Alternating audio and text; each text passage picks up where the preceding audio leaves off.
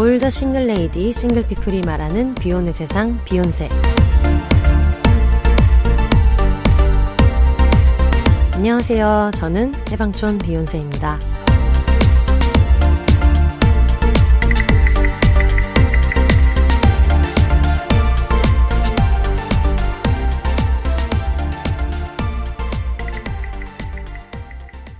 안녕하세요. 해방촌에서 글쓰는 해방촌 비혼세입니다. 비혼입니다. 여러분 5주년 축하해 주셔서 너무너무 감사하고요. 저는 2월 20일 오후 6시에 녹음하고 있습니다. 오늘은 목요일이고요. 여러분들이 이걸 들으시면 아마 한 몇 시간 이내로 듣는 거일 것 같아요. 일단은 5주년 축하해 주셔서 정말 너무 감사드리고, 역시나 또 이제 지각하신 분들이 많이 이제 연락 주셔가지고 안 읽은 사연 중에서 약간 근황 사연 비슷한 느낌으로 하나 읽어보면서 시작해 보도록 하겠습니다. 워싱턴 후면 삼각근 님께서 보내주셨고요. 2월 12일까지가 기한이었는데 2월 16일에 보냈어요. 아주 당당하게 보내주셨습니다. 이분 사연 한번 읽어볼게요. 전에도 한번 사연 주셨었는데, 혼사님 안녕하세요. 늦었지만 5주년 진심으로 축하드립니다. 늦어서 죄송해요. 제가 지지난 방송을 들을 때 나의 비욘세에 대한 이 벅차오르는 애정을 5주년 사연에 쏟아부어야지 라고 결심했었는데 미루다가 놓쳐버리고 말았네요. 잠시만요. 저 이거 목이 약간 잠겨가지고 잠시만요. 아우, 네, 여러분 예측하시겠지만 맥주입니다. 그도 그럴 것이 당시 저는 바르셀로나 해변에서 6km 달리기를 하고 있었고 메모를 할 겨를이 없었거든요. 이렇게 어딜 가나 비욘세와 함께한 지 5년. 저는 방송이 한 10화 정도 진행되었을 때 처음 들었던 것 같아요.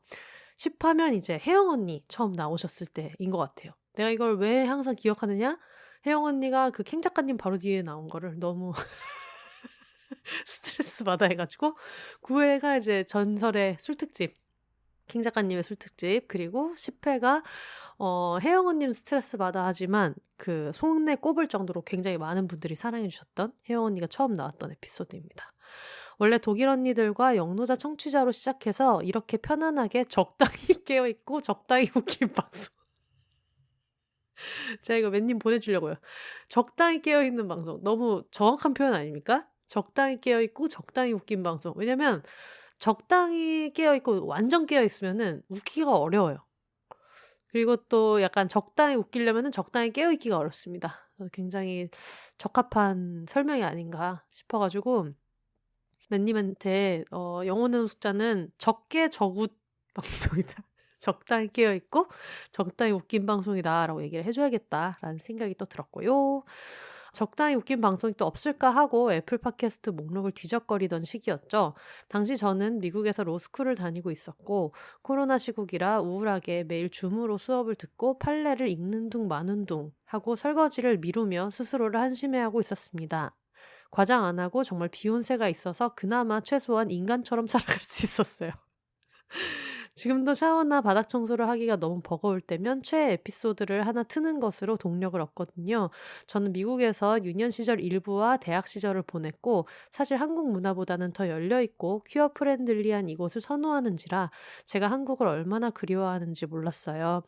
부끄럽게도 제가 오로지 제 경험에 비추어서 저도 모르게 한국에 있는 수많은 멋진 페미니스트, 비혼인, 퀴어분들 등등을 지워버리고 있었더라고요. 비욘세와 그 자매 팟캐스트들을 통해서 오히려 한국의 여성과 소수자들의 삶에 연결되는 감각을 느꼈어요. 정말 감사합니다. 또 한 가지 비욘세에서 정말 큰 영향을 받은 것이 있습니다. 바로 제 212화 난 왜 이렇게 산만할까입니다. 2024년 2월 저는 갓 2년차의 아기 변호사였고 점점 깊은 우울증에 빠져들고 있었어요. 직장 생활을 미루다가 밤새서 과제를 제출하고 벼락치기로 시험을 봐도 성과가 나오던 학생 시절과는 전혀 달랐어요. 매일매일 일정한 시간에 일을 하고 상사의 연락에 빠르게 답하고 짧은 마감 기간에 주어진 일을 끊임없이 완성해야 했죠.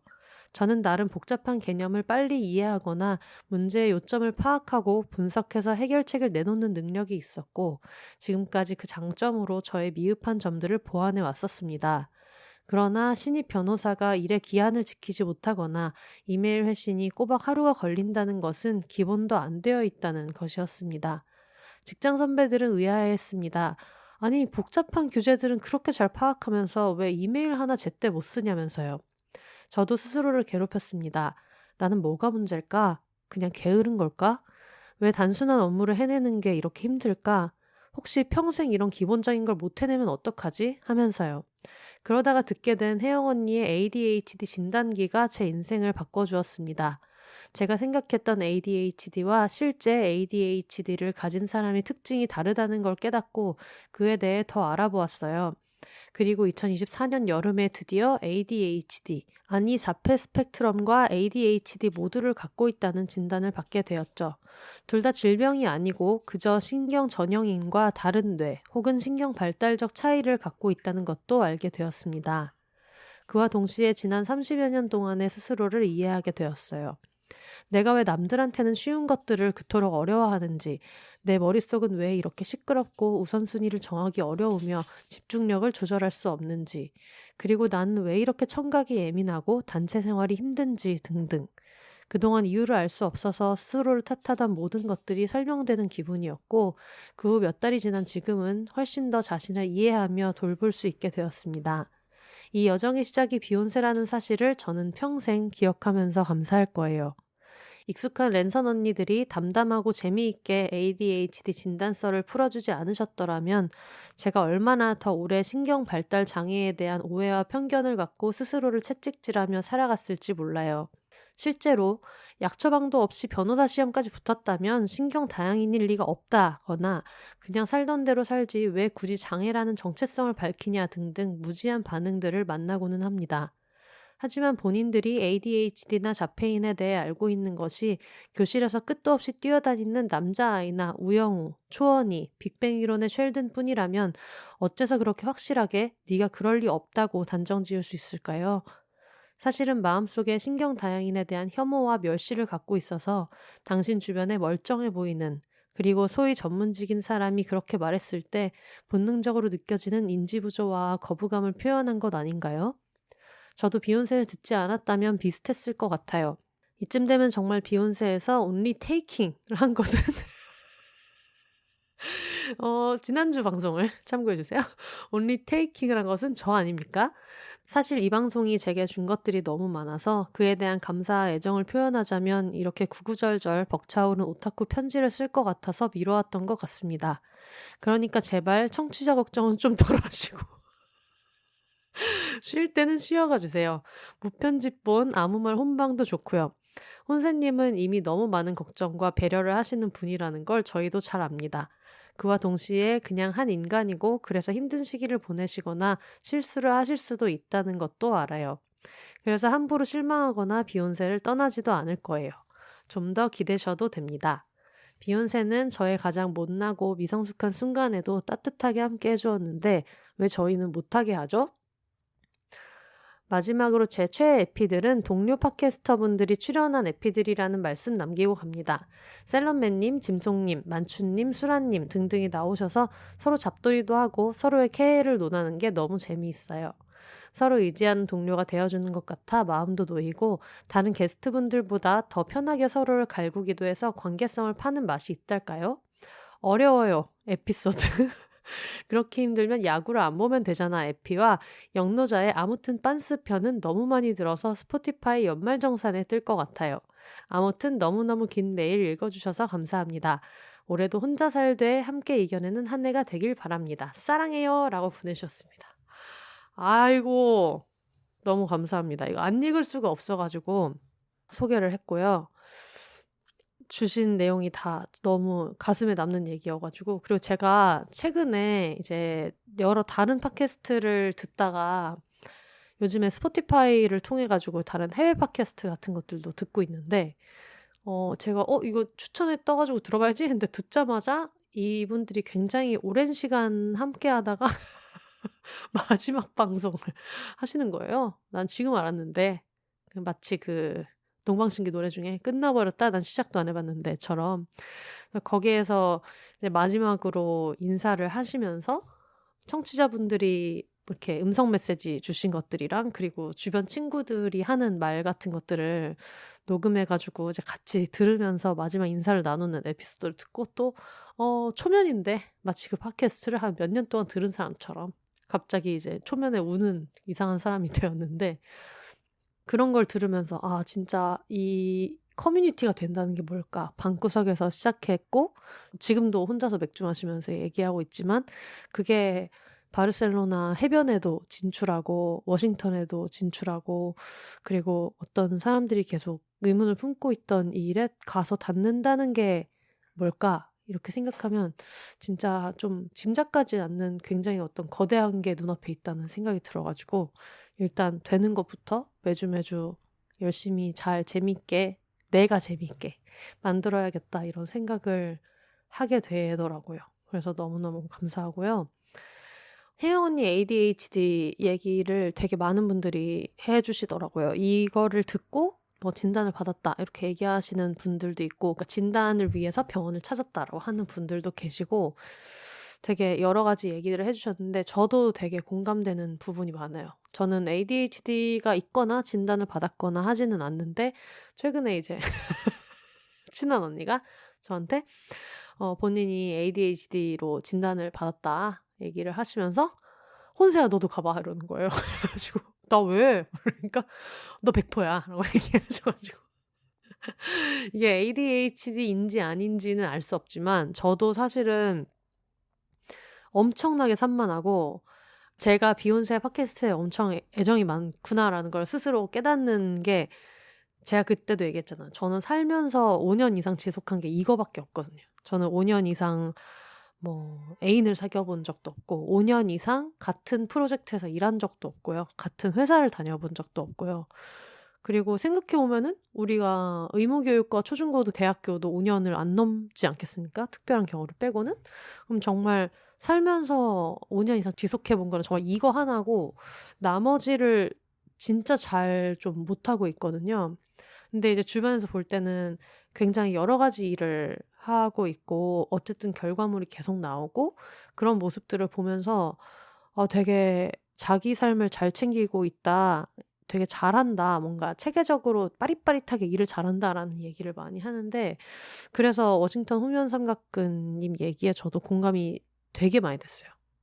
왜냐면 그것만 가능할 때가 있거든요. 그리고 특히 굉장히 좀 산만하고 이런 사람들은, 물론 제가 어떤 진단받은 상태가 아니라는 거는 뭐 말씀드렸지만, 이게 어떤 그냥 성격일 수도 있고 경향일 수도 있고 의료적인 진단을 받으면 다른 결과가 나올 수도 있지만, 어쨌거나 사람들이 뭔가 제가 "나 되게 산만해." 이렇게 얘기할 때 "아유 그래 뭐 하는 소리지 뭐." 막 이렇게 이해를 하는데, 제가 요즘에 최근에 난생 처음으로 정리를 하고 있잖아요. 그거를 하면서 정말 크게 느끼고 있어요. 이게 왜 정리가 힘들었는지를 그동안 스스로 좀 알게 되는 게, 저는 제가 둔 물건을 내가 어디다 놨는지를 기억을 아예 못하는 경우가 있어요. 그러니까 아무 생각 안 하고 기본 되게 산만해 가지고 정말 작은 일들을 못해요. 저도 메일 답장 너무너무 잘 못하고 조그만 거를 못 챙기는 것들이 많은데, 예를 들면 그냥 정말 작은 일을 하는 거예요. 무슨 어디에다가 냉장고에 어떤 뭐 식료품 라벨을 붙이자. 그러면은 라벨을 막 이렇게 붙이려고 써 가지고 이렇게 해 놓고 딱 해 놓고 나오면 난리가 나 있어요. 뭐 테이프 잘라 놓은 거, 일단 서랍은 다 열려 있고 쓰는 족족 다 열려 있고 물건도 여기저기 다 널브러져 있고, 라벨을 저는 이제 따로 구입해서 하지를 않고, 생각해 보면 저는 손글씨로 캘리그라피 같은 것도 하는데 굳이 프린트 라벨도 필요가 없겠다 싶기도 하고, 메모지가 너무 많더라고요. 여기저기서 받은 메모지가 많아서 일단 이거를 잘라서 라벨로 잘 쓰자고 생각해 가지고 요즘 그걸로 라벨 붙이는 거에 되게 재미를 붙였는데, 이 라벨 종이를 찾기 위해서, 테이프를 찾기 위해서 이렇게 저렇게 찾으면은 그 서랍 다 열려 있고 그거 다 뒤집혀 있고 하니까, 나는 라벨 한 개를 붙여 가지고 이 한 개의 정리를 했는데, 이 과정에서 너무 큰 청소가 기다리고 있는 거예요. 근데 이거를 항상 저희 엄마도 이해하지 못하고 아빠도 이해하지 못하고 '이게 왜 안 되지? 그냥 쓴 걸 제자리에 놔두면 되는데 왜 안 되지?' 이렇게 생각을 하겠지만, 제가 진짜 요즘에 제가 정리를 지금 거의 몇 달째 하고 있잖아요. 근데 지금도 저희 집이 되게 지저분하거든요. 그러니까 뭔가 하나를 서랍 하나를 정리하려면 주변이 다 난리가 났다는 거를 저번 주에는 우스갯소리로 얘기했지만 '이걸 해야겠다.'라고 하면 그 목적지향적인 어떤 차원에서 그거 하나는 할 수 있는데 그걸 하는 과정에서 챙겨야 되는 것들이 있죠. 그게 다른 사람들은 그냥 습관처럼 하더라고요. 뭔가를 제자리에 놓고 서랍을 열었으면 닫고 뭐를 잘랐으면 자르고 나온 어떤 잔여물을 쓰레기통에 넣고 그런 것들 있잖아요. 그런 거를 하지 못하더라고요. 그걸 못해서 뭔가 하나를 해 놓으면 난리가 나 있는 그런 경험들이 많은데 생각해 보면 이게 업무할 때 되게 힘들어서 저는 막내 작가 때가 너무너무 힘들었던 게 사실 그때는 막내들도 아이디어를 많이 내고 방송에 필요한 일을 굉장히 많이 해요. 사람들이 막내 작가들이 잡일만 하는 줄 알지만 막내가 젊은 감각으로 말 한마디 한 게 프로그램에 되게 큰 축이 될 때도 있고 그런데 그런 경우보다 어떤 막내가 막내로 좋은 평가를 받으려면 어쨌든 이 정신없지만 크리에이티브한 언니들이 선배들이 하는 일을 잘 정리하고 뭐 예를 들면 선배가 대본을 쓰시면 마지막까지 오탈자를 보고 뭐 잘못된 게 있는지 맞춤법을 확인하는 일도 그 작가 중에 이제 막내 제일 연차가 낮은 작가가 하고 그리고 뭐 출연자들이 온다고 했을 때 뭐 매니저님들한테 연락을 해서 "몇 시 정도에 도착한다."라고 했으면은 누가 몇 시에 오는지를 정리해 가지고 그거를 뭐 마중을 나간다거나 아니면 뭐 대본 같은 경우에도 어떤 사람들은 A4 하나로 뽑기를 원하고 어떤 분들은 나눠서 뽑는 걸 좋아하고 그리고 가끔은 방송 대본이 리얼한 리액션이 필요해서 어떤 분들한테는 이 부분을 이렇게 안 넣어 주는 경우가 있어요. 그러니까 토크 중에 질문은 있는데 답변이 뭔지를 미리 읽고 오면은 이렇게 돼 버리니까 그런 거를 몇 개는 다른 버전의 대본을 각각 다른 대기실에 넣어야 할 때가 있는데 그것들도 뭐 팀마다 다르겠지만 아무래도 후배 작가가 하는 경우가 많단 말이에요. 왜냐면 더 중요한 의사결정들을 선배들이 많이 하기 때문에 "이거 빼 가지고 해 줘."라고 이렇게 회의할 때 A는 혼세님한테만 넣고 뭐 A 다시 뭐는 뭐 "맨님 대본에만 넣고 이렇게 해 줘."라고 쫙 얘기하면 그거를 막내들이 많이 하는데 너무 어려운 거예요, 그 일들이 저한테는.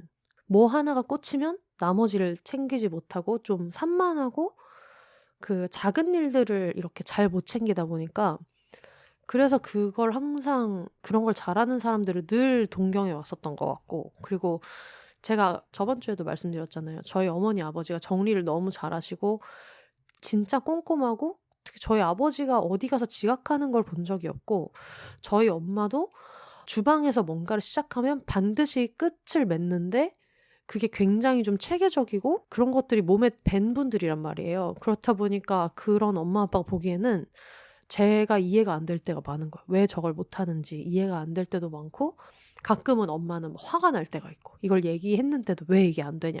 근데 이게 게으른 게 아니고 정말 그게 안 되는 순간들이 있는데 학창 시절 내내 그런 게 참 어려웠었거든요.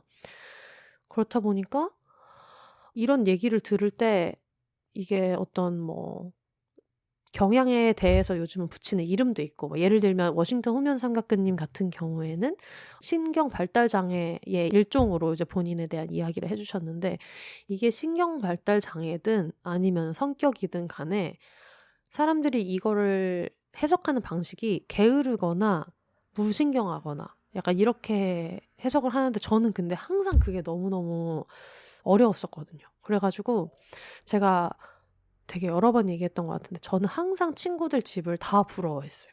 너무 부러워하고 근데 그 부러운 게 막 평수가 넓다, 뭐 좋은 집에 산다 이런 게 부러운 게 아니고 친구네 집에 가서 화장실을 가면 샴푸, 린스 이런 걸 보면서 어떤 제품을 쓰는지가 부러운 게 아니고 '와 샴푸를 진짜 딱 하나만 넣고 쓰네. 진짜 깔끔하다.' 그리고 뭐 비누 같은 것도 '와 하나만 딱 깔끔하게 놓고 쓰고 주변이 진짜 깨끗하네.' 그러니까 뭔가 대외적으로는 사람들한테 되게 멋있어 보일 수도 있는 활동을 되게 많이 하고 있고 그리고 예능 작가 자체가 뭔가 얘기를 했을 때 "와 그 아이디어 좋다. 웃기다." 이런 평가를 서로 주고받으면서 하는 직업이잖아요. 그러니까 대외적으로 어떤 아이디어를 프레젠테이션을 하거나 피칭을 하거나 할 때의 자신감 같은 것들이 있는데 다른 사람이 보지 않을 때의 어떤 작은 것들을 나는 못 챙긴다는 점에서 '나는 어떻게 보면 되게 자존감이 낮은 사람이 아닐까?' 생각도 하고 이 집 하나를 내 마음대로 이렇게 하지 못하는 것 자체가 '나는 다른 사람들의 시선만 의식하기 때문에 거기에만 신경을 쓰는 사람이야.'라고 되게 오래 생각을 했었거든요.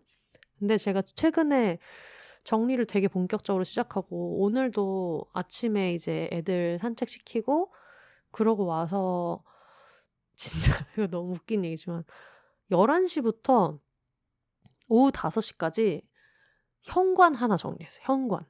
현관이랑 그 신발장도 안에 정리를 전부 다 못 하고 안에 있는 신발 중에 안 쓰는 거 중에 버릴 거는 버리고 상태가 좋은 것들은 이제 박스에 담아 가지고 여성 노숙인 쉼터에 보낼 수 있거든요. 저희 지금 모든 옷 중에 상태가 좋은 걸 다 그렇게 보냈는데 지금 제 신발 같은 경우에도 세탁을 잘 해 가지고 넣어 놨는데 결국은 세탁한 상태 그대로 안 썼거나 상태가 되게 괜찮거나 정말 막 발바닥도 물티슈로 닦으면 깔끔할 정도로 그런 것들은 여성 노숙인 쉼터로 보냈거든요. 신촌에 있는 디딤센터라고 있어 가지고 많이들 검색해 봐 주시면 좋겠는데 하여튼 거기로 보내면서 그거 하나를 하는데 6 시간이 걸리는 거예요. 근데 이게 다른 사람들이 하면은 정말 30 분이면 할 일인데 그런 자잘한 일 하나를 착수하기도 어렵고 했을 때 이걸 계속하는 것도 좀 어렵고 그래 가지고 근데 하다 보니까 재미있어서 하기는 하지만 어떤 사고회로 같은 게 이렇게 착착착착 안 되는 거죠. '이거 다음엔 이걸 하면 된다. 이거 다음에 이걸 하면 된다.'라는 거를 생각하는 게 다른 사람들이랑 쪼끔 다른 부분이 있으니까. 그런 부분들을 요즘 점점 더 깨우치고 있거든요. 왜냐면 그렇게 해 놓고 신발 정리할 거 정리하고 노숙인 쉼터에 보낼 걸 다 보내 놓고 드디어 현관을 이제 닫고 거실로 들어왔는데 노숙인 쉼터에 보낸답시고 이제 택배를 쌌을 거 아니에요. 그 가위, 테이프 그게 다 널브러져 있는데 너무 피곤한 거예요. '아 이것도 어떡하지?'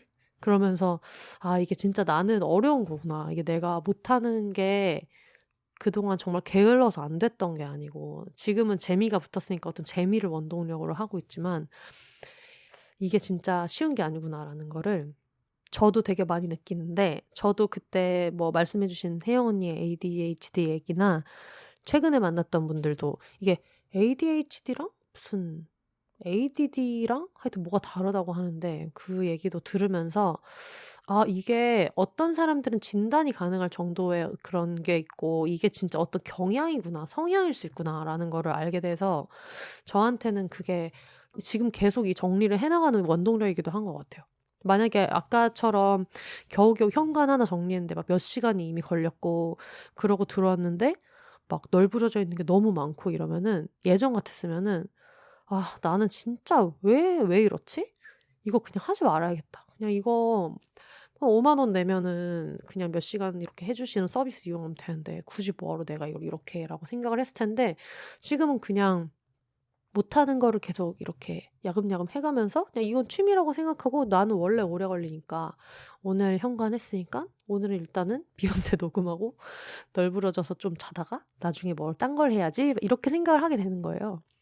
이것도 팟캐스트에서 이야기 나눠 주셨던 얘기도 있고 최근에도 같이 차를 마시면서 막 이렇게 얘기를 했는데 진단 받으셨던 분이 그러더라고요. 테이블 위에 있는 거를 버려야 되는데 생각하면서 못 버리는 사람이 있고 이게 여기 있다는 걸 인지하지 않으면서 지나가는 사람이 있는데 어쨌든 그 작은 차이에서도 뭔가 진단이 쪼끔씩 다르다고 하더라고요. 남들이 봤을 때는 차 마신 거를 못 치우는 사람만 남아 있지만 이게 실제로 여기 어려움을 겪으시는 분들이 전문적인 어떤 도움을 받으러 찾아가면 그게 다 쪼끔씩 다른 경향이라고 하더라고요.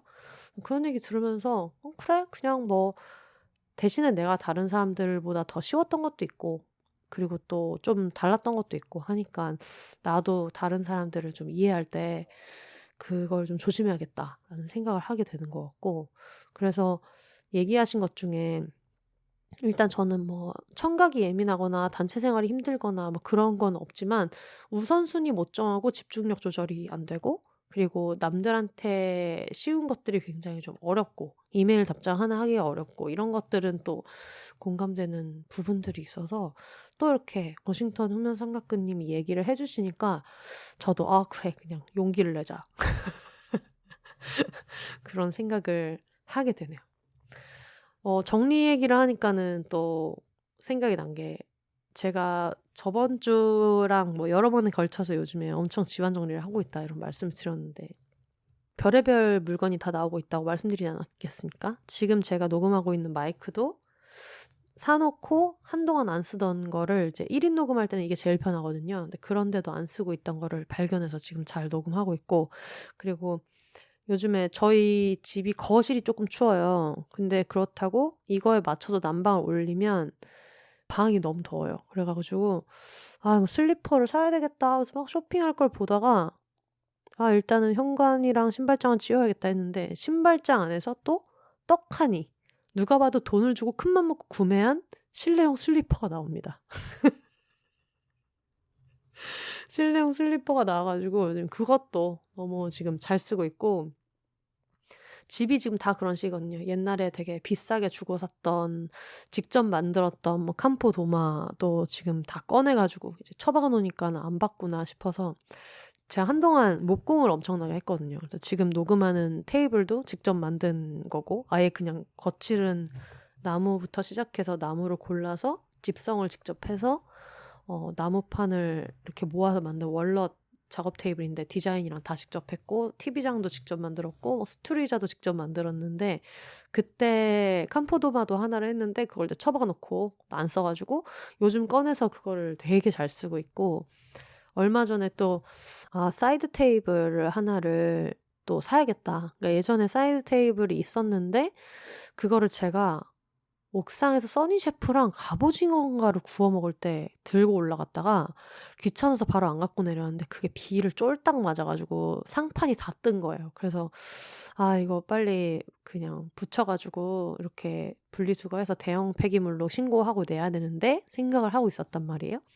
근데 제가 사이드 테이블을 아무리 검색해도 제가 그때 했던 것보다 마음에 드는 게 나오지 않아 가지고, 그래서 그거를 계속 고민을 하다가 상판을 이제 다 분해를 하고, 그래서 합판을 분해를 해 가지고 저희 거실장이 멀바우 원목인데 그거랑 똑같은 멀바우 집성목만 따로 판때기만 위에 상판만 구매를 했더니 그건 뭐 한 10,000원 이런 거예요. 그래서 10,000원 주고 멀바우 원목을 구매해서 드릴로 박아서, 그거야 뭐 원래 목공할 때 항상 하던 거니까 상판을 조립해 가지고 되게 멋진, 밑에는 그 철제 프레임이고 위에는 멀바우 원목인 되게 예쁜 상판이 나왔는데, 그것도 이제 그 위에 하드 왁스가 있거든요. 그래서 이거를 위에 이렇게 왁스를 발라주면, 주기적으로 발라주면 원목도 좀 더 단단하고 내구성이 오래가고 하는 게 있는데, 그것도 있더라고요.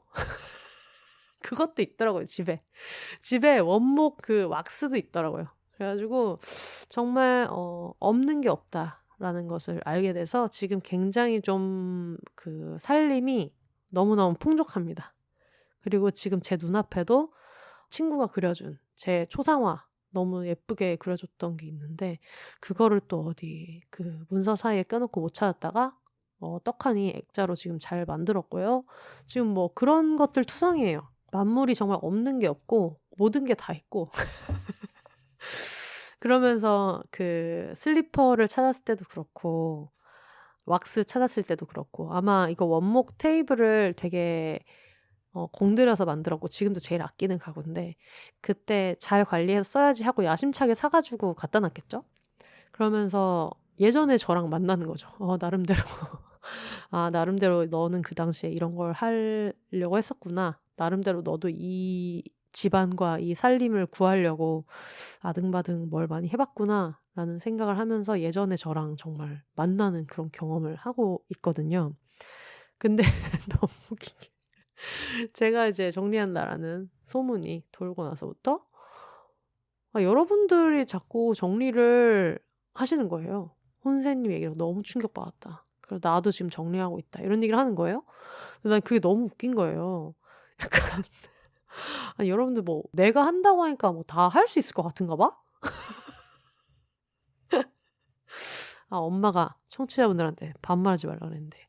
아니 제가 한다고 하니까 뭐 되게 비욘세가 한다 그러면 뭐 나는 '아 너무 할 수 있지.' 이런 느낌이신가 봐요.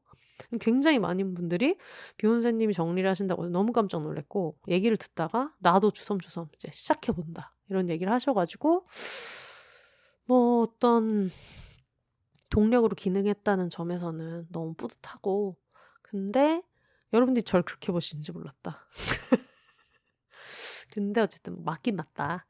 그래 가지고 처음에는 이제 정리를 하자라고 시작했다가 요즘은 뭐를 이렇게 좀 뚝딱뚝딱 만드는 게 재밌어요. 그래서 얼마 전에도 서랍장 집에 처박아 놨던 게 또 있더라고요. 그래서 그거 분리수거함으로 개조 비슷하게 했고, 그리고 막 괜히 집안에 있는 모든 가구 볼트너트 한번 쫙 조여 놓고 막 이렇게 저렇게 재배치도 하고, 테이블도 그렇게 해 가지고 하나 해 놨고, 그래서 되게 여러 가지를 하고 있는데, 너무 그동안에 그 예쁜 쓰레기로만 봤던 것들 중에서 실제로 쓸 수 있는 것들 있잖아요. 그게 다 밖으로 나와서 그냥 정리가 돼서 집이 좋다 이런 느낌보다 뭔가 이걸 살 때 나름대로 계획이 있었구나.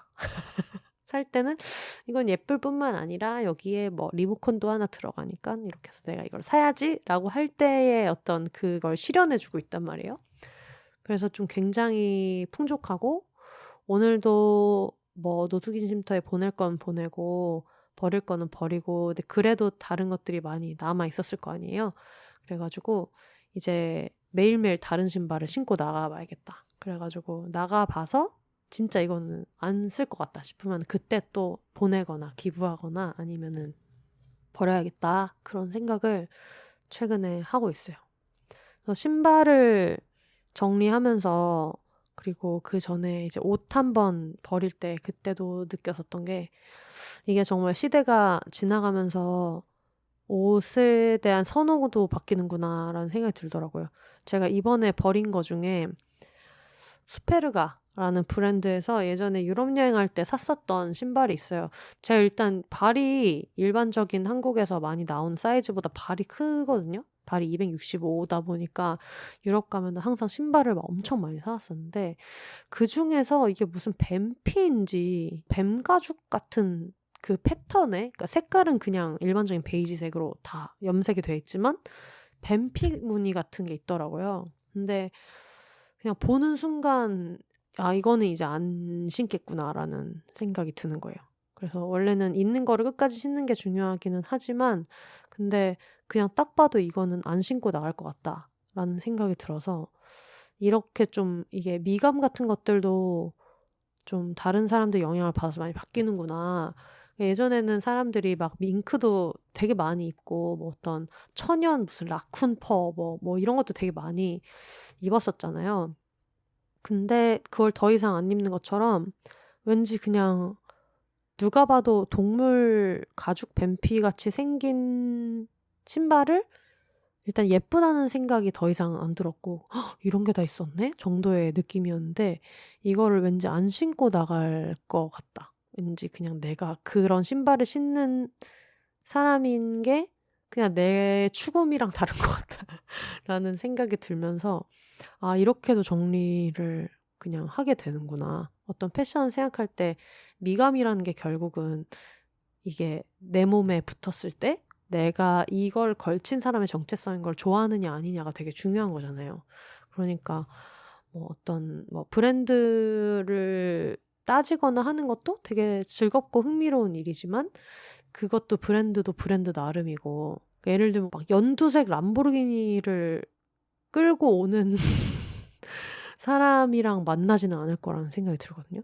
그러니까 물론 이거는 어떤 폄하가 아니라 자기가 좋아하면 당연히 할 수 있는데, 왠지 그냥 뭐 "연두색 람보르기니가 싫어." 이런 게 아니고, 연두색 람보르기를 운전하는 나라는 자아를 마음에 들어 할 사람과 나는 안 맞을 확률이 높겠다라는 생각이 드는 거예요. 그래서 뭐 이유는 모르겠어요. 뭐 람보르기니 타시는 이유가 다 있을 테고 한데, 어쨌든 그냥 그게 나랑 붙지 않는다라는 생각이 드는데, 이번에 그 뱀피였을 것 같아요. 정확히 모르겠는데 하여튼 그 신발을 볼 때 이거 한 10년 전에 아마 샀을 건데 이때는 이게 되게 예쁘다고 생각을 했었구나'라는 생각이 들면서 그것도 처분을 했고, 그래 가지고 지금 되게 많이 정리가 많이 됐어요. 그리고 비슷하게 제가 예전에 사 가지고 되게 잘 입고 다니는 검정색 롱패딩이 있어요. 그러니까 야외 촬영하고 이럴 때 너무 추우니까 그때는 롱패딩도 유행하기 전이에요. 10년이 훨씬 지나서 샀던 거라서 롱패딩도 유행하기 전에 그냥 방송 제작진들은 많이들 입었던 그냥 검은색 엄청 이렇게 먹물빵 같은 그런 노스페이스 패딩이 있는데 그게 되게 잘 찢어져요. 예전에도 한번 찢어져서 수선을 한 적이 있었는데 이번에 또 손목 있는 부분이 찢어져 가지고 그걸 수선을 하러 갔더니 10년이 넘은 모델은 유료로 돈을 내더라도 AS를 안 해준다고 하더라고요. 그래서 무상으로는 당연히 안 되고 그래 가지고 그냥 그거를 다시 주섬주섬 받아서 왔는데 사실 그것만큼 따뜻한 게 없잖아요. 근데 그냥 왠지 '앞으로 구스나운을 다시 사게 되진 않을 것 같다.'라는 생각이 들면서 '아 어떡하지?' 하다가 어쨌든 검은색 옷이니까 '산책 갈 때는 입어야지.' 하는 생각으로 그 팔목 있는 부분에 그 검은색 전기 테이프 있잖아요. 그거를 붙였단 말이에요. 그러니까 더 이상 뭐 막 오리털이 뽑혀 나온다거나 하진 않는데 그때도 '아 이게 이렇게 한 시대가 지나가는구나.' 그래서 앞으로 또 만약에 사게 되면은 패딩을 사게 되면 이건 안 살 것 같은데 그럼 지금부터 또 신소재가 뭐가 있는지 스터디를 해야겠다라는 생각이 들어 가지고 이번에 제가 이 집에 8년을 살았기 때문에 정말 어떤 시대의 흐름을 볼 수 있는 것 같아요. 놀랍지 않습니까? 옛날에 제가 또 정리 전문가분들을 불러 가지고 집을 또 한번 뒤집어 엎었는데 그런데도 이런 고대 유물 같은 에피소드들이 아직도 남아 있다는 게 얼마나 끌어안고 살았다는 것인가라는 거를 좀 추측할 수 있는 그런 부분이에요. 그래 가지고 요즘에 계속해서 정리에 심취한 채로 되게 즐거워하면서 지내고 있고 그래서 정리 유튜브 알고리즘 이런 거를 너무 많이 봤더니 이제 또 그런 집밥 밀키트 해먹기 뭐 이런 것들도 나와 가지고 좀 있으면은 언니네 텃밭 그 정기 배송 신청한 첫 번째 꾸러미가 온단 말이에요. 그래서 나중에 오면은 이거 가지고 또 맛있는 거 또 해 먹어 봐야겠다라는 생각을 하고 있습니다. 요즘에 그냥 집에 있을 때 맨날 이것저것 뒤집어 엎고 그러고 있고 강아지들이랑 잘 지내고 있습니다. 저희 임시보호하고 있는 귀염둥이 하리는 얼마 전에 중성화 수술을 마쳤고요. 그래서 원래 심장사상충 치료 때문에 산책을 거의 옥상에서밖에 못했고 그리고 그 다음에는 중성화 수술 바로 하고 이제 다음부터 산책도 연습하고 이렇게 하려고 했었는데 심장사상충이 치료가 끝나고 나서 그 조그마한 벌레들이 이제 심장 바깥으로 배출이 되는 과정에서 갑자기 폐 압력이 높아져 가지고 그러니까 이게 어떻게 보면은 치료되는 과정인 거고 또 하리의 질환 같은 건 아닌데 그러면서 폐압이 높아져서 좀 기침을 심하게 해서 그거를 또 이제 가라앉히는 약을 1주일 정도 먹고 얼마 전에 중성화 수술을 또 바로 했어요. 그래서 집에서 지금 되게 잘 지내고 있고 어제부터는 뭐 배변 산책 같은 것들은 할 수 있어서 항상 아침에는 정원이랑 같이 동반 산책을 나가는데 뭐 산책도 가르칠 게 없습니다. 너무너무 잘하고 정말 저런 천재 강아지가 없다. 중성화 수술 끝나고 나서도 밥도 얼마나 잘 먹던지 그래서 잘 지내고 있고요.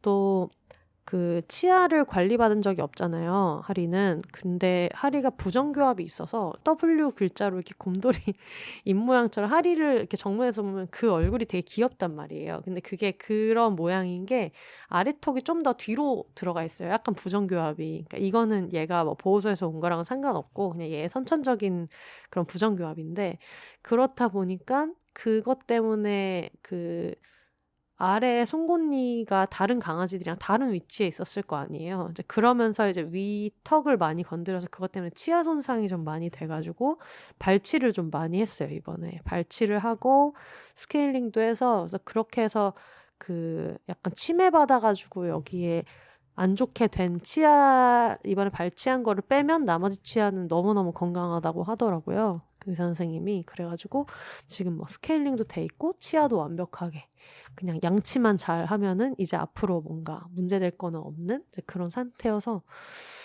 정말 가족을 만나기에 너무너무 좋은 타이밍이거든요.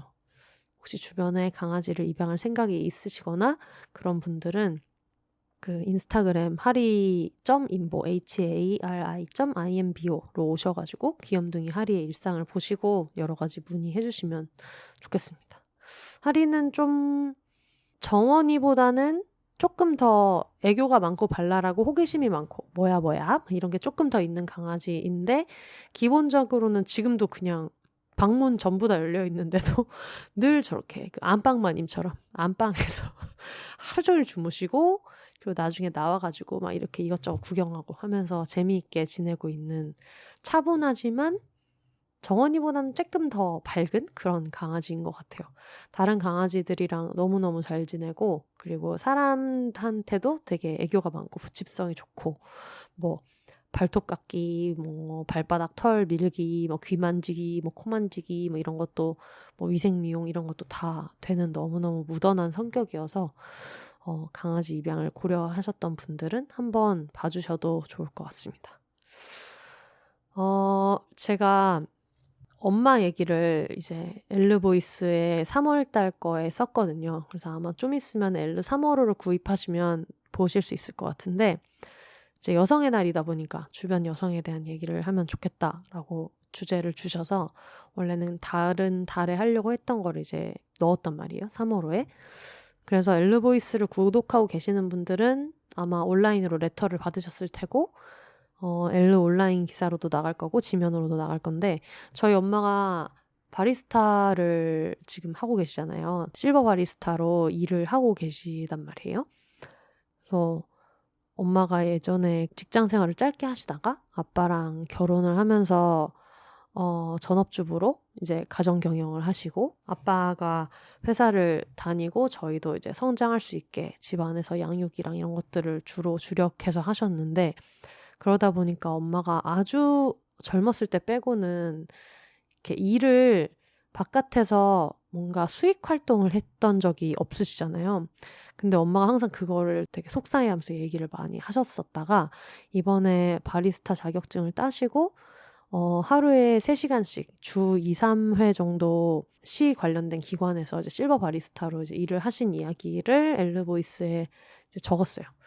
그리고 이 영어와 이탈리아어가 난무하는 바리스타 일을 하느라 처음에 자격증을 딸 때 이게 또 얼마나 어려웠는지 그리고 제가 마치 정리를 너무 못해가지고 고생하는 것처럼 다른 사람한테는 특히 젊은 사람들한테는 너무너무 쉬운 일인데 엄마한테는 간단한 개념부터 시작해서 너무 어려웠었던 걸 해낸 이야기 이런 얘기들을 많이 적어놨고 제가 옛날에 어릴 때 운동신경이 되게 안 좋아서 지금도 안 좋은데 그렇다 보니까 항상 달리기를 하면은 꼴찌를 했거든요. 근데 그러면 엄마가 항상 그 골인 지점에 저희 엄마는 항상 마지막까지 기다려요. 왜냐면 제가 제일 늦게 들어오니까요.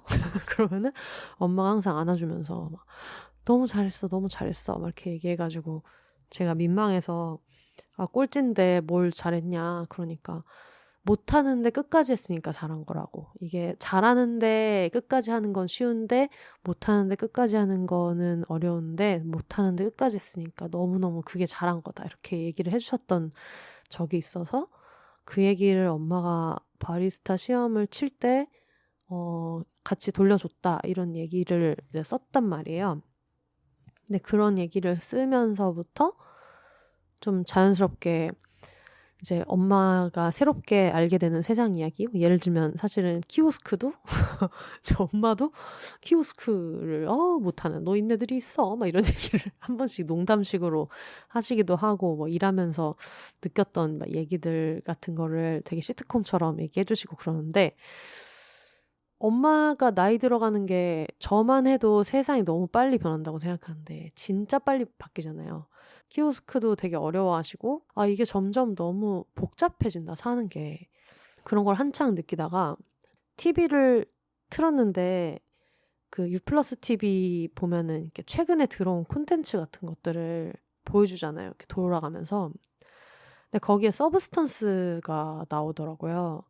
그리고 서브스턴스로 데미 무어 씨가 그 상을 받으셨잖아요. 근데 저희 엄마가 데미 무어 씨랑 비슷한 나이. 그러니까 예를 들면 내가 뭐 송혜교 씨나 아니면은 뭐 고현정 씨나 아니면은 저보다 더 많이 어린 뭐 아이유 씨나 장원영 씨 이런 사람들을 보면서 정말 너무 잘한다, 멋지다라고 생각하는 것처럼 데미 무어 씨도 엄마한테는 약간 그런 존재였을 건데 엄마보다 나이가 조금 어리지만 어쨌든 저만큼의 차이는 나지 않고 그래서 그런 배우가 나왔던 그 영화인데 여러분 서브스턴스 무슨 뜻인지 원래 아셨어요? 이 영화가 나오기 전에도 원래 알고 계셨어요? 저는 몰랐거든요. 근데 저는 제가 영어를 아주 못하는 건 아니지만 어쨌든 이게 모두가 보편적으로 전부 다 알고 있을 만한 단어는 아니잖아요. 이게 무슨 뭐 햄버거, 뭐 럭키 해피는 아니잖아요. 근데 서브스턴스가 서브스턴스라고 그대로 번역이 돼 있는 거를 아무 생각 없이 그냥 생각을 했다가 데미 무어가 상을 받았을 때 엄마가 되게 좋아하겠다. 얘기해줘야지 라고 생각을 했었는데 그 서브스턴스라는 제목 때문에 엄마는 이거를 볼 엄두도 안 냈겠다라는 생각이 드는 거예요. 근데 제가 옛날에는 생각을 많이 안 하다가 요즘에 넷플릭스, 특히 넷플릭스에서 그걸 좀 많이 그러는 것 같은데 한국 제목을 올릴 때 예전에 큰일은 여자가 해야지에서 얘기했었던 그 영화 돈룩업 같은 경우에도 돈룩업이 올려다보지 마라는 의미도 있지만 룩업이라는 말이 뭔가를 찾아보다라는 의미도 있어서 뭐 중의적인 의미로 돈룩업을 썼을 거라고 추정하지만 돈룩업이라고 썼을 때 그 영화를 일반 한국 관객들이 이런 내용이겠다라고 추측할 수 있는 사람들이 몇 퍼센트나 될까요? 내 주변엔 다 알던데라고 할 수 있지만 그걸 거꾸로 얘기하면 이 영화의 마케팅의 대상이 되는 되게 좁은 타겟만을 위해서 제목을 붙인다는 생각이 드는 거예요. 근데 사실 이거는 제목을 붙이는 게 아니라 그냥 영어 원어로 된 거를 그대로 그냥 갖고 오는 거잖아요.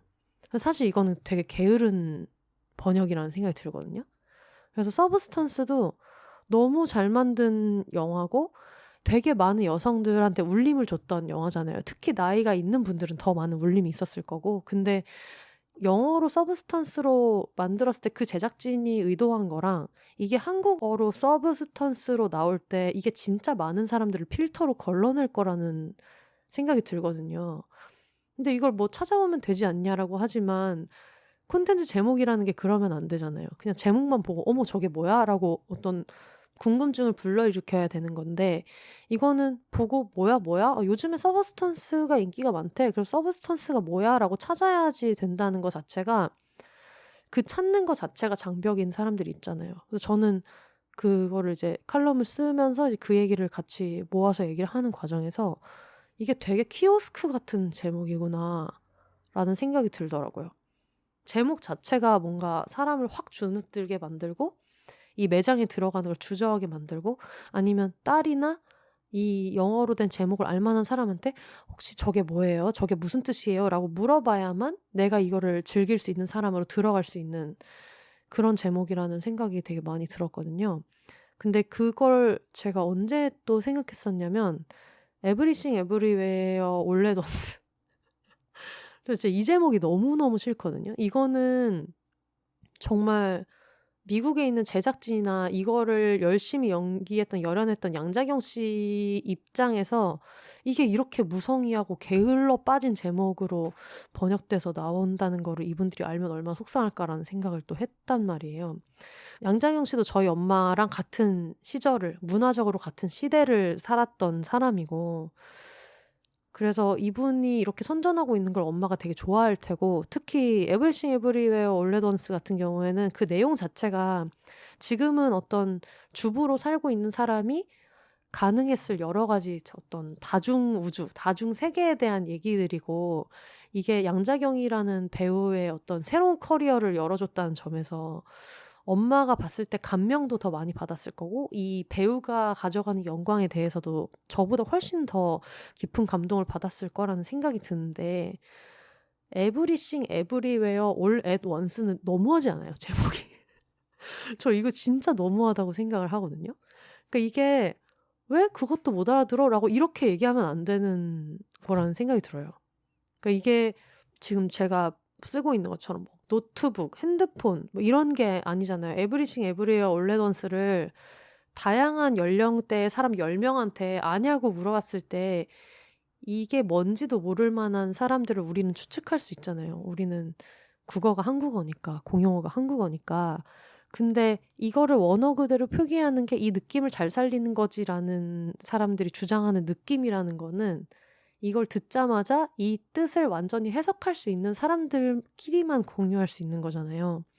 그래서 예전에 에브리싱 에브리웨어 올 at once 나왔을 때 엄마한테 얘기를 했거든요. 엄마 이번에 양자경이 나와가지고 난리 났어. 그러니까 그래? 그래서 엄마 한번 볼래? 그랬더니 제목이 뭐냐 그래서 에브리싱 에브리웨어 올 at once야. 그게 뭐야? 무슨 말이야? 이렇게 된 거예요. 그래서 이게 여러 다중우주처럼 이 사람한테 가능했을 여러 가지 세계를 이렇게 보여주는 거여서 뭐 양자경은 지금 외국에서 사는 어떤 중국계 이민자 누군데 이 사람이 어떤 미래가 가능했을지를 이렇게 얘기해주는 멀티버스 같은 얘기야. 그랬더니 멀티버스도 어렵죠. 다중우주나 다중세계라고 해도 어렵죠. 이 내용 자체도 어려운데 제목이 에브리싱 에브리웨어 올려뒀으니까 그래? 아유 무슨 말인지 모르겠네. 이렇게 얘기하고 지나갔었거든요. 근데 저랑 엄마랑 미나리는 봤단 말이에요. 윤여정 씨가 나온대. 뭐 옛날에 이랬던 사람들이 나온대. 그러니까 엄마도 되게 엄마가 젊었을 나이에 그 미나리에서 묘사하는 시기에 넘어갔을 친구들도 떠올리고 하면서 그거에 대한 얘기를 할 수 있었거든요. 근데 예전엔 생각해보면은 반지의 제왕, 가을의 전설, 분노의 질주 그걸 번역하는 거는 이 배급사의 의무잖아요. 이건 이 사람들 일이잖아요. 근데 이거를 어떤 힙함? 뭔가 트렌디해 보이는 것? 그리고 영화가 갖고 있는 그 어감을 정확하게 공감할 수 있는 사람들한테 이걸 훼손되지 않게 전달하겠다라고 하는 목표를 위해서 진짜 많은 관객들을 되게 적극적으로 배제하고 있구나. 적극적으로 탈락시키고 있구나라는 생각을 되게 많이 하게 되더라고요. 그러니까 예를 들면 사람들이 OTT 볼 때 그 중국 드라마들 있잖아요. 중국 드라마가 사실 이것도 되게 바뀌어야 되는 거라고는 생각을 하는데 맨님이 몇 번 얘기했는데 기억도 안 나. 중국어가 한자어로 돼 있으니까 그게 이렇게 정식으로 수입되기 전에 그냥 팬들 사이에서 이걸 좋아하는 매니아들 사이에서는 그 도금을 그대로 딴 거를 그걸 그대로 딴 것들을 영화 제목으로 만들잖아요. 그거를 그대로 OTT에서 그대로 갖다 붙여 놓으니까 한국어로는 절대 추측할 수 없는 그 제목들이잖아요. 그 썸네일 하나만 봤을 때는 나는 이걸 고를 수가 없는 거예요. 이걸 번역을 하나도 안 하니까. 그래가지고 중국 드라마나 중국 그 작품이 좋은 게 되게 많다는데 저는 거의 못 봤거든요. 예전에 뭐 말할 수 없는 비밀. 그게 완전 한국어처럼 들어온 제목 같은 경우에는 막 봤는데 그게 아니라 진짜 그냥 한자어로 된 거는 시도하고 싶어도 내용이 뭔지 아예 추측이 안 되니까 못했는데 그거를 지금 비슷하게 영어로도 하고 있는 게 아닌가라는 생각을 하면서 뭔가 이 정리와 엄마의 바리스타와 서브스턴스와 에브리싱 에브리웨어 올 at once와 이런 게 좀 이어지면서 이번 주에 맞아. 저런 거는 너무 아쉽다. 만약에 안유진, 장원영, 뭐 아이유 막 너무 반짝반짝하는 정말 많은 아티스트들이 있잖아요. 여성 아티스트들이 있잖아요. 만약에 이 사람들이 50대, 60대가 됐을 때 이 세월을 그대로 다 머금고 간직한 채로 그동안에 쌓은 연기 내공이나 잘 펼쳐서 되게 세계적인 권위의 상을 받거나 아니면 어떤 영화에 출연해서 날개를 펼 때가 될 때 내가 그 제목을 못 알아보면 이미 그런 일을 그동안 너무 많이 겪어서 이미 조금 주눅이 들어있는 상태에서 이번에 뭐 새로 나온 뭐 장원영 씨 영화가 막 이런 거래 라고 얘기했는데 그 제목 자체에 어느 날 주눅이 들어서 그거를 함께 할 수 없게 되면 너무 속상하고 너무 억울하겠다라는 생각을 되게 많이 하게 되더라고요. 더 매체가 다양해지고 어떤 예전에 막 지켜야 되는 방송국 놈들이라고 불리는 너무 꼰대같이 지켜야 되는 여러 가지 룰을 지키지 않고도 만들 수 있는 여러 가지 미디어가 생겨서 저도 소비자의 한 사람으로서 너무너무 즐겁지만 가끔 이제 어떤 자막이나 이런 데서 맞춤법 같은 걸 전혀 신경 안 쓴 거를 목격한다거나 이번에 그런 그 외국어 작품을 한국어로 번역하는 것들을 이제 바라보고 있으면 이제 그냥 그 최소한의 윤리가 없어진다는 건 정말 무서운 거라는 생각이 들어요. 예전 같았으면 배급사에서 이렇게 "이번에 새로 나오는 드라마 서브스턴스로 가려고요."라고 했으면 난리가 났을 것 같거든요. "야 지금 한국 사람들 대상으로 하는 건데 서브스턴스가 뭐야?"라고 했을 텐데, 근데 이제는 이제 그런 게 전혀, 그거에 대해서는 아무도 신경 쓰지 않고 그걸 별로 중요한 중대한 문제라고 생각하지 않고 하는 것들도 좀 너무 많이 아쉽다는 생각이 들었어요. 사실은 저도 영화가 개봉했을 때는 서브스턴스를 안 봤고 지금도 이제 OTT로 넘어왔으니까 봐야겠다라고 하는 상태란 말이에요. 근데 너무 스포를 많이 당해서 내용은 이제 거의 다 알지만, 근데 사실 저조차도 서브스턴스라고 얘기했을 때는 이 서브스턴스가 무슨 뜻인지를 알고 자시고를 떠나서 그냥 영화의 얼굴은 아니라는 생각이 들어요, 이 제목이. 한국어가 제1 언어인 구사자 입장에서 서브스턴스가 이 영화의 얼굴로 어떤 기능을 해서 영화 제목을 듣자마자 '우와 그거 뭐야?'라고 생각이 들지는 않았던 것 같아 가지고, 나중에 이제 뭐 상도 받았다더라. 여기서 이런 대단한 연기를 했다더라. 이 장면은 남자들은 절대 이해 못 하는데 여자들은 되게 그랬다더라. 이런 얘기를 하나하나 겪으면서 어떤 서브스턴스라는 게 퍼즐 조각처럼 맞춰지는데 원래는 콘텐츠 제목은 그러면 안 되지 않나. 그래도 추측이라도 되고 뭔지는 알 수 있는 뭔가가 있었어야 되는데 싶어 가지고, 네. 절대 서브스턴스가 어떻다라는 게 아니라 오히려 이게 너무 훌륭한 영화이고, 에브리싱 에브리웨어 올 앳 원스 같은 경우에도 이게 너무 제가 너무너무 좋아하는 영화이기 때문에 이걸 전달하는 과정에서 어떤 플랫폼으로서의 제일 중요한 역할을 하는 배급사의 제목이 너무너무 아쉽다. 그거에 대한 생각을 다른 분들이랑도 한번 나눠보고 싶다라는 생각을 하게 되더라고요. 그래 가지고 또 그냥 정리 얘기를 하다가 어쩌다 여기까지 왔는데요. 어쨌든 엘르 3호로도 잘 읽어 주시고요. 거의 다 끝나가긴 하지만 그래도 일단은 광고 듣고 다시 돌아오도록 하겠습니다.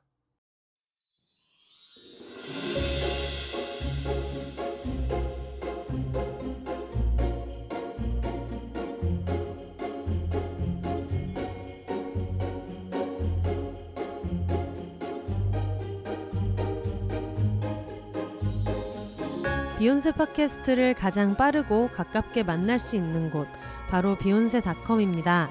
비욘세 티셔츠, 공식 맥주잔 같은 공식 굿즈부터 책 미루리라 오늘 헤어졌다, 난 슬플 땐 봉춤을 춰도 묶음 배송으로 함께 구매하실 수 있습니다. 팟캐스트 비욘세와 함께 홍보하고 싶은 게 있으신가요? 음원 광고, 브랜디드 콘텐츠 혹은 그 밖의 새로운 제휴 아이디어도 비욘세닷컴에서 기다리고 있겠습니다. 마음에 든 에피소드가 있으셨다면 1,000원부터 자유롭게 셀프 청취료로 응원해주세요. 팟캐스트 비욘세를 건강하게 지속하는 데 큰 힘이 됩니다. 사연 보내기 게시판을 통해 각종 사연과 여러분의 근황도 언제나 기다리고 있을게요. 그럼 오늘도 더불어 혼자 살아요.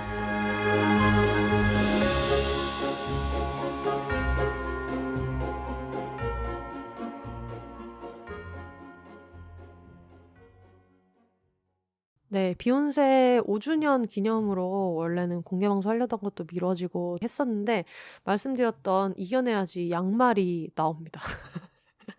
이겨내야지 양말은 낼 수 있게 되었어요. 그래서 이번에도 똑같이 제가 필요해서 또 만드는 것이고요. 이겨내야지라는 이겨내야 하는 상황이라는 게 뭘까? 어떤 분들이 이겨내야지 했을 때 '아 이걸 신어야겠다.'라고 생각을 할까라고 고민을 해 봤을 때 이거는 단연 운동할 때가 아닌가라는 생각이 들더라고요. 저희 청취자분들 중에 배구 하시는 분, 그리고 피트니스 센터 가시는 분, 그리고 풋살 하시는 분 되게 많은데, 그래서 운동용 약간 목이 높은 스포츠 양말에 이제 바깥쪽에는 이겨내야지, 안쪽에는 어려워요. 그래서 이겨내고 싶은 마음일 때는 바깥쪽으로 신으시고, 좀 어렵다, 어려운 거를 나는 좀 드러내고 싶다, 아니면은 그냥 어차피 발목은 바지에 가려서 안 보이니까 어려요를 이렇게 착용한 채로 클라이언트 미팅을 가고 싶다, 이런 분들은 또 어려워요가 바깥쪽에 나오게 신을 수 있게 양쪽, 이쪽 저쪽 이렇게 신을 수 있는 그런 디자인으로 만들고 있고, 지금 샘플을 뽑고 있고요. 샘플이 나오면 비욘세닷컴에서 이제 예약 판매를 받아서 판매를 하려고 합니다.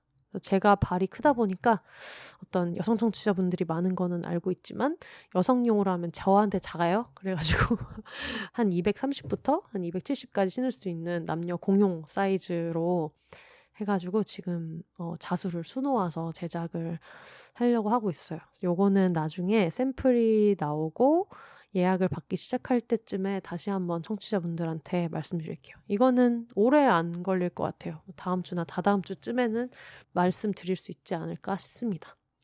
네, 오늘도 시작은 워싱턴 후면 삼각근님의 얘기와 5주년 그리고 제가 정리하고 있는 근황 얘기를 하다가 중간에 좀 굉장히 좀 약간 뭐랄까 십선미 같은 그런 얘기도 조금 있었고, 하지만 제가 굉장히 좀 꽂혀있는 이슈여서 그런 얘기들도 있고 뭐 하리 얘기도 많이 하고 그랬는데, 지금 7시가 됐거든요. 그래서 저는 또 이제 IBK 기업은행 경기도 봐야 되고 뭐 이런 이슈가 있어가지고 슬슬 마무리를 해볼까 싶어요. 아, 그 얘기를 해야 되는군요. 로고 바꾸는 얘기를 이제 말씀을 드렸는데 청취자분들한테 나는 이 핫핑크가 진짜 싫다 이렇게 얘기했더니 많은 청취자분들이 핫핑크 좋은데? 핫핑크 바꾸지 마세요. 이렇게 돼가지고 핫핑크를 못 바꾸게 되었고요. 물론 이걸 들으면서 핫핑크 나도 싫었는데 왜 다시 안 바꾼대? 라고 생각하실 수 있지만 여러분, 그러니까 제때 의견을 내야 되는 거예요. 제가 의견을 안 묻고 제 마음대로 바꿨으면은 그 핫핑크를 삭제해도 상관이 없었는데 일단 물어봤잖아요. 의견을 청취자분들한테 어떻게 생각하시냐. 근데 그랬더니 많은 청취자분들이 핫핑크 괜찮다. 핫핑크 없는 비욘세 상상이 안 된다. 싫다 하셔가지고 일단 의견을 내신 분들 위주로 또 당연히 생각할 수밖에 없어서 핫핑크는 아마 유지가 될 것 같고요. 제 생각에는 원래 비욘세 9 로고는 그냥 로고로서 어떻게든 잘 남길 것 같고, 대신에 그 팟캐스트에 약간 포스터처럼 이렇게 썸네일처럼 뜨는 거 있잖아요. 거기 있는 거라도 변경을 하려고 지금 그 디자인 작업도 같이 하고 있습니다. 근데 여러 가지 고민을 하다가 최종적으로는 그 어린이에게만 친절한 미친 언니 그 그립톡 있잖아요. 제가 베트남에서 선글라스 끼고 맥주 500 큰 거 원샷하고 있는 사진을 가지고 그 그립톡을 만들었는데 그거를 활용한, 그 이미지를 활용한 게 되지 않을까. 그래서 비욘세가 약간 그런 유쾌하고 술 한잔 하면서 들을 만한 팟캐스트 이런 이미지는 저의 아이덴티티를 넣어서 살리되, 기존에 있었던 비욘세의 컬러 중에서 특히 이제 핑크랑 원래 있었던 뭐 캘리그래피 이미지 같은 것들은 최대한 다 살려가지고 만들지 않을까 싶어요. 앞으로 다른 굿즈나 이런 것들 만들 때도 지금 가지고 있는 비욘세 텍스트 로고는 그대로 가지 않을까. 여러분들 싫다는데 어떡해요. 그래가지고 그 작업도 같이 진행하고 있습니다. 예쁘게 잘 만들어서 전체 팟캐스트 리스트에서 봤을 때도 잘 눈에 보이고, 그리고 지금 저희가 하고 있는 비욘세 여러 가지 잡다한 얘기를 좀 신나게 하는, 뭐 퇴근하고 한번 이렇게 맥주집에서 만나는 친구 같은 그런 이미지를 살릴 수 있는 방향으로 잘 정리를 해볼게요. 지금 또 비욘세에서 다른 준비하고 있는 것들도 있어요. 상담 콘텐츠 같은 것들도 준비하고 있는 게 있고, 그런데 요거는 제가 진행이 되는 대로 차근차근 또 말씀드리도록 하겠습니다. 5주년을 맞아서 약간 저도 즐거워할 수 있는 콘텐츠를 하면서 좀 더 생기 있게 얘기를 같이 많이 해보고 싶은데 다행히 지금 진행 중인 것들이 다 너무 즐거워서 요즘 좀 되게 좋아요. 다 시작하는 기분이기도 하고, 뭐 정리하면서 집이 어떤 형태를 갖춰 나가는 것도 그렇고, 지금 비욘세에서 생각하고 있는 여러 가지 일들도 그렇고 설레는 것들이 많아서 5주년을 맞아서 일부러 그런 건 아니지만 뭔가 그런 기점인 것 같아요. 빨리 재미있는 소식들 가지고 올 수 있도록 하겠습니다. 월더 싱글 레이디, 싱글 피플이 말하는 비혼의 세상 비욘세. 그럼 저는 다음 주에 다시 찾아오도록 하겠습니다. 여러분, 오늘 갑자기 날씨가 또 추워졌더라고요. 그래서 감기 조심하시고, 그리고 독감 백신 아직도 안 맞으셨다면 맞으시고, 저도 안 맞았어요. 저도 맞도록 하겠습니다. 네, 비욘세 양말과 어떤 그 시그니처 이미지 로고 소식 앞으로도 더 기다려주시고요. 그럼 저는 이번 빠이빠이 하도록 하겠습니다. 여러분, 혼자 사세요. 안녕. 안녕.